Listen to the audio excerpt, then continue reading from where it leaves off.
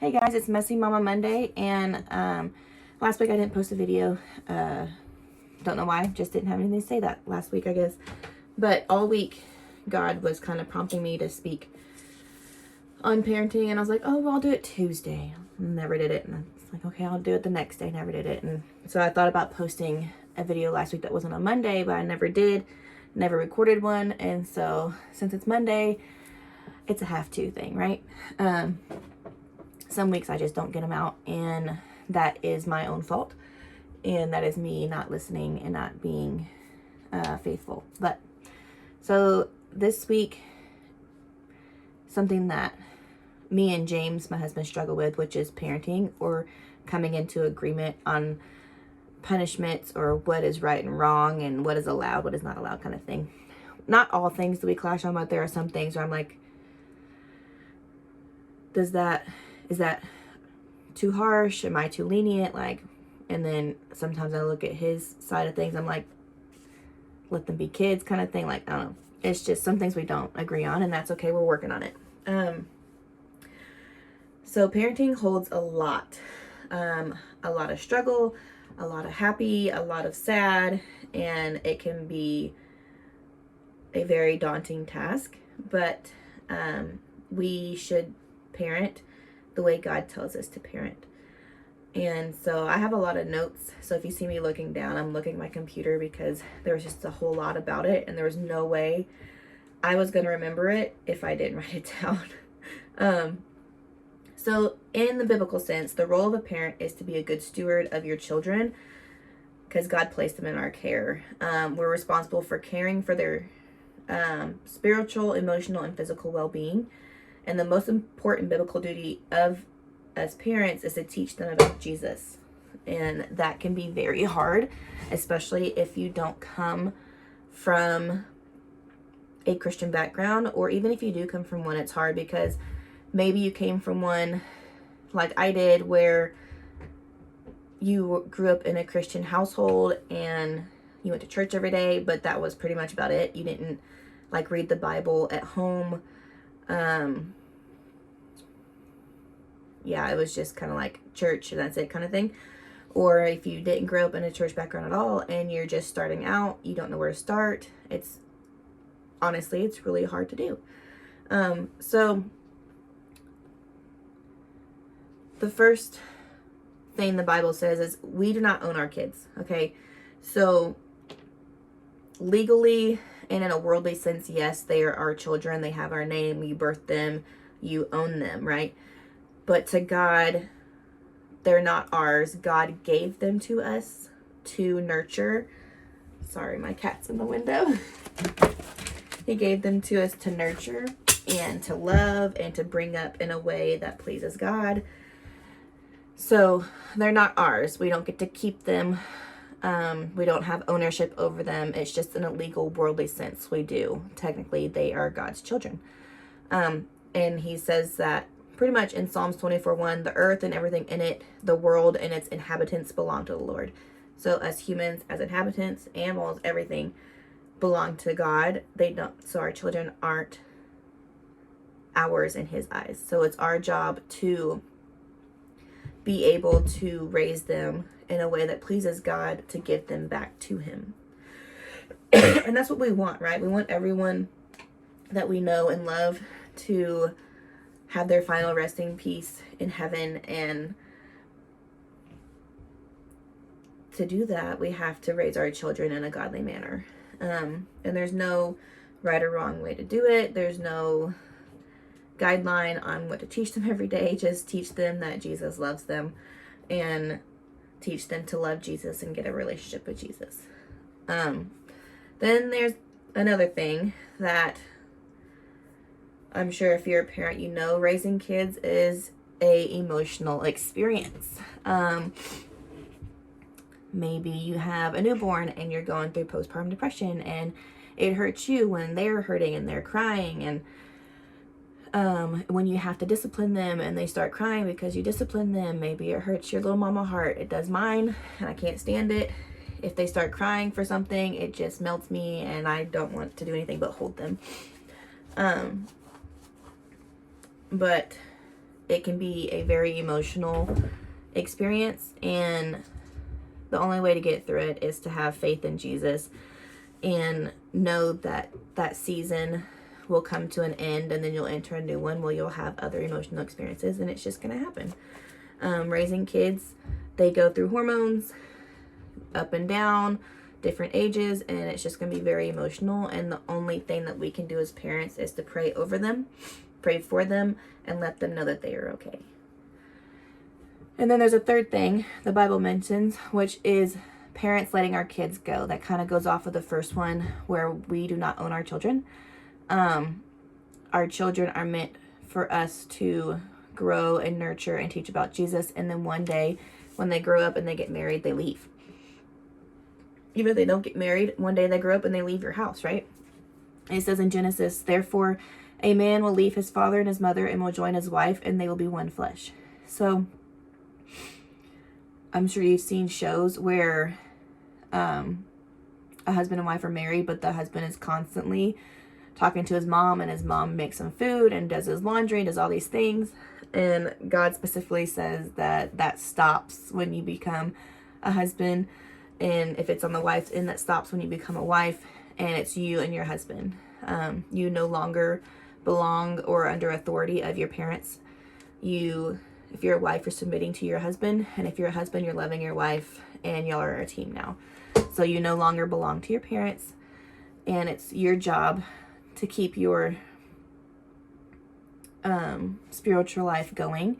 Your parents will always be praying for you that it keeps going, and you can always seek help in church or through friends to help you in areas where you're struggling, because there's going to be areas you struggle throughout your entire life, in your married life, and then one day you guys will have kids, and you will have to train them up for them to leave you, because they don't get to stay with you permanently, and that was never the way for it designed for them to stay with you permanently, because they're not yours to keep.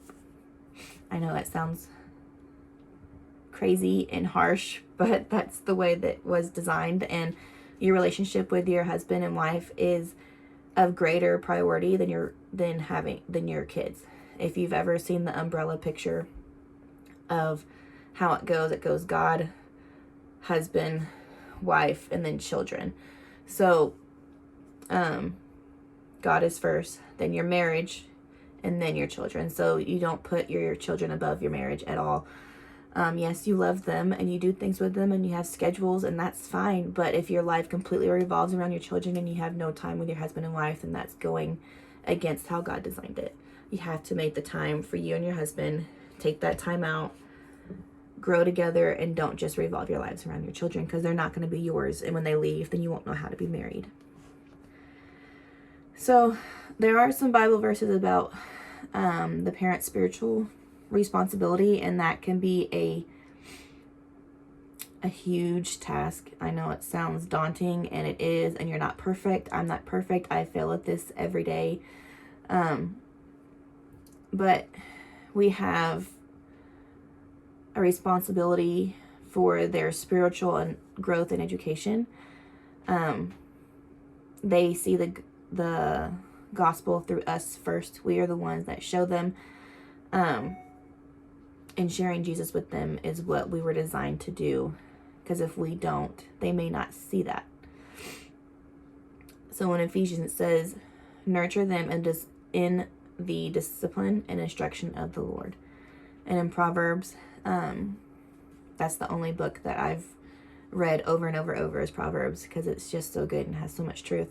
Train up a child in the way he should go, and when he is old, he will not depart from it. So if we start that when they're young, when they get married and they're out on their own, we don't have to worry as much. I will still pray for my children's spiritual life, but I feel like you won't have to worry as much because you train them in the right way to go. And if they do stray away, then they most likely will come back. As long as we instilled in them that Jesus loves them no matter what they do, no matter where they are, that they can always come back to Jesus, and they can always come to you and ask for help or prayer or anything. There's also a few Bible verses on being for their emotional health. Children's emotions matter just like grown-ups' emotions matter, and we should not shut them down. We should hear them out. If they're having a fit, then we need to have a timeout and hear them out. We don't need to just go straight to disciplining them because they are going against your agenda. That's not validating their feelings or their emotions at all, because most of the time they cannot regulate their own emotions, no matter if they're a newborn or if they're 13 years old. They can't. It's not really possible, and we are supposed to model how to regulate that for them, because it's not something they just know. A lot of people think it's a common sense thing, and how is a child supposed to know that if they don't experience it or they're not modeled it?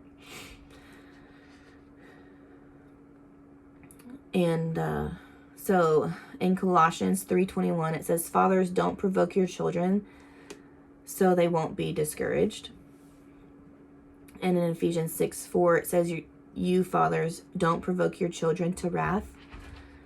In Galatians, it says, "Brothers, even if a man is caught in some fault, you who are spiritual must restore such a one in a spirit of gentleness, looking to yourself so that you also aren't tempted." It is so easy as parents when our children are frustrated and they're having a cow, or they don't know how to communicate. Maybe they're yelling at you because they're just angry. It is so easy for us to just get so mad and reciprocate what they're doing to us back, when it's our responsibility to stay calm, talk in a calm manner. Maybe we need to tell them to go sit somewhere else and take a breath, and when you're feeling calm, we can talk. Maybe you need to tell your child, okay, I hear you, but I am getting angry, so I need to go take a timeout, and then we will come talk. Maybe your kid's having a fit. Usually if they're 5 and under, they're going to have a fit because they're tired, they're hungry, or they don't feel good. And most of the time when they're having that fit, us as parents, what do? We usually lose our cool and we have a fit on them, and then we yell at them, and it makes the fit worse because they're scared. They don't know what to do. They're like, I don't know how to tell you how I'm feeling. And I am guilty of this 100%. I've done it so many times, and I absolutely hate it every time I do it. I do it, and then I feel absolutely terrible. And it's just, we have to take a step back and look at what the Bible says about how to bring up our children. Yes, we set the rules, we set the tone, and our children, they learn from modeled behavior. So if we are not modeling the behavior that we want to see, then they are not going to do that behavior. And every day I feel at that. I can be hot-headed. I can lose my cool. I can get distracted. I do too much time where I am distracted and I'm not paying attention to them. And I do these things every day, and then I say, oh, well, then I'll fix it tomorrow. But one of these days, there's not going to be a tomorrow, and they're going to be grown, they're going to be old, and I'm going to miss out. And it's just going to be awful, and I'll feel terrible that I didn't change my behavior sooner. But it's our job to raise them in a godly home, to speak about Jesus with them, to teach them about Jesus, to read them the Bible, because if we don't, they may never do it. It's our job to pray with them, for them, about them, to them. The other day, my son got his 4-year-old shots, and we were in the car, and it hurt really bad. It was in his legs, and he was just having an awful time. And we pulled up to Sonic's. I told him I'd get him a slushie after he got his shots, because who doesn't want a slushie when you feel like you're in pain? And we pulled up to Sonic, and he's still crying, and he says, Mom, will you pray for me? And I did. Obviously, I reached my hand back behind my seat. You know, if you're a mom, you twist your arms in weird ways just to reach your children and give them a little touch. And I prayed for him right there. And I said, does it feel better? And he said, uh-huh. Whether it felt better or not, he felt better that I prayed for him, and I did it out loud where he could hear me. And that's another thing that is very daunting to a lot of people. It is for me, is praying out loud. I don't know why I feel awkward doing it. I feel weird when people hear me pray out loud. I don't know why. Even if it's my husband or my children, I'm just always edgy about it, and I shouldn't be. So I'm working on that myself. But, so it's our job to train our kids in the right way, and there's going to be hard times. There's going to be tough times. There's going to be times we fail. But we have to give ourselves some grace and give our children some grace and take a minute and collect ourselves and do the best that we can. It's not going to be perfect. It's going to be messy. It's going to be emotional, and it's going to be a rocky road. But as long as we keep our trust in Jesus and keep ourselves in the Word and our prayer life going and in church and all the things, then it'll be a little better. Because the one thing that makes Satan so mad is children leaning to God, and he's going to try to destroy that every time. So it's our job to keep them on the right path, not by being a dictator, not by being ruthless and having all these strict rules. You have to give them grace. You have to trust them. You have to let them make their own mistakes, and you love them through that, and you talk with them about it, and you look at the biblical truth behind their actions and the biblical truth for repercussions of their actions. And there are 3 good moms that we could look at in the Bible. So first we have Mary, Jesus' mother. She had Jesus knowing that she was going to have to give her son up to God one day, and her giving her son up was a different way than what we have to, and she had to actually watch her son die for God. Then there's Sarah. She was unable to have children, and by her faith she was able to conceive offspring, and she was the mother of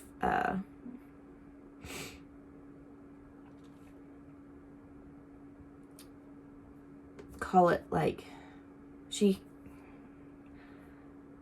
had offspring as numerous as the stars of heaven. And so by her faith she conceived even though she was past age. But God promised her children, and she was faithful, and she believed, and she prayed for her children. She pretty much gave her children to God before she even conceived her children, and she continued that journey and raised her children well. Then there's Hannah, and she was also barren and prayed for child, and when she did, she promised to surrender her child to God. So God gave her a son, and she raised him until it was time for him to leave, and she brought him to the temple to serve, and she prayed for her son, cared for him, and surrendered him to God. So she knew that her duty was solely to raise him up for God, and then she was going to have to let him go. And those are the women that we should be, the mothers that we should be striving to be, the ones that have faith and grace and love and courage and lean on Jesus through the whole parenting days, and know that one day we will give our children to God and have faith that God will use them in the way that he wants to. And there's also fathers to look at, because parenting is not just a mom's job, it's mom and dad's. And I know there are some single dads, I know there are some single moms, and you both have to play both roles. But either way, your job is the same. It's to build them up, teach them about Jesus, lead them to Jesus, and one day give them over to Jesus. There's a couple of fathers you can look at that were faithful to give their sons to God. If you look at Abram, he was going to sacrifice his son for God, and he was faithful, and he went up on the mountain and was ready to sacrifice him, and God told him to stop. He wanted to make sure that Abram was ready to trust God and give his son to him, and he was. And it was obviously a very, very hard thing to do, because if you've read it, he kind of battled with it, like, I don't want to do this is my son. But then he had faith and went through with it, and he didn't have to give him up. God just wanted to make sure that he was ready to give his son to God when God asked him to. And then we have another father in the Bible where it talks about the prodigal son, where one son stayed home and was a faithful servant, and the other one left and did, in today's terms, all the worldly things and all the things he shouldn't do. His father didn't shun him. His father didn't cut him off, stop talking to him, just write him off of his life. His father prayed for him, and his father was faithful that God would bring him home one day and use him in a way that was for his glory. And he came back, and the father was very loving and kind and gracious that he had returned to him. He didn't berate him. He didn't tell him that he was stupid. He didn't do anything. He was gracious, and he was like Jesus. And that's the whole goal, right? It's to be like Jesus, and we can't be like Jesus or model a Jesus lifestyle to our children if we ourselves are not in the Word, if we are not praying, if we don't have a relationship, and we can't discipline our children correctly if we are not on the same page as a husband and wife when it comes to rules and consequences for broken rules, and letting them be children. They mess up, they're loud, they're messy, they are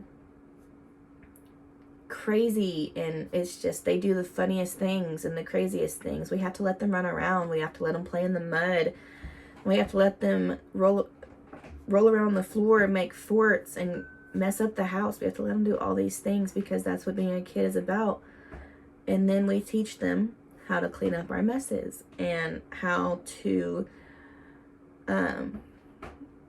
when mom and dad say it's time to stop, we stop. When mom and dad say to clean up, we clean up. We have to teach them all the things about their job as a child and them respecting their parents. But they cannot respect us if we don't respect them, if we don't take our moment and listen, if we don't model behavior that we want to be shown back, and then they won't do those things. So I know it's a lot of information. It's a whole lot, but the gist of it is focus on your relationship with God so you can teach your children how to have a relationship with God and be ready to give your children over to God when He calls for them. And it's a hard thing to do. I'm a parent of 4, and they're 4, 6, 8, and 10. So we have a whole lot of emotions in our house at all times. It's crazy. It's loud. It's messy. Nothing is ever tidy the same way twice. There's always laundry somewhere. There's always crumbs on the floor. But take a moment, for me to take a moment and just breathe and hear my child out when they are frustrated and having a moment, and teach them the right ways in the world, which is a hard thing these days.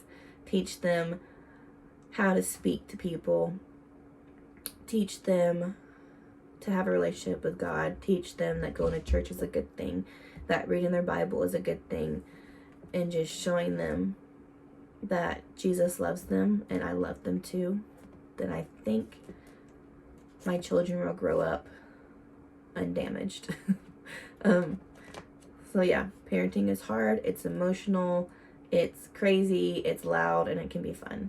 So thanks for joining. I'll see you guys next Monday, hopefully.